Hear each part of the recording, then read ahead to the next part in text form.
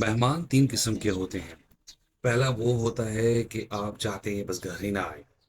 دوسرا مہمان وہ ہوتا ہے کہ آپ چاہتے ہیں کہ گھر آئے لیکن ٹھیک ہے کھایا پیا اور چلے جائے۔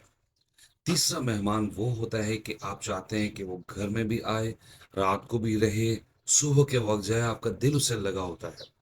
تو اسی طرح اللہ کے گھر کے جو مہمان ہیں وہ بھی تین قسم کے ہیں۔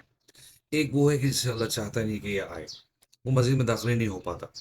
دوسرا وہ ہوتا ہے کہ جو مسجد میں تو آتا ہے لیکن فوراً نماز پڑھی، اس نے ذکر کیا اور چلا جاتا ہے۔ اور تیسرا مہمان وہ ہوتا ہے جو مسجد میں آتا ہے، بیٹھا رہتا ہے، اذان سے بھی پہلے آتا ہے، جماعت کے بعد بھی بیٹھا ذکر کرتا رہتا ہے، قرآن پڑھتا رہتا ہے۔ تو اللہ چاہتا ہے کہ اس کو وہ بٹھائے۔ اللہ تعالیٰ اس مہمان کو پسند کرتا ہے۔ تو کس کو پسند کرتا ہے؟ جو کوشش کرتا ہے۔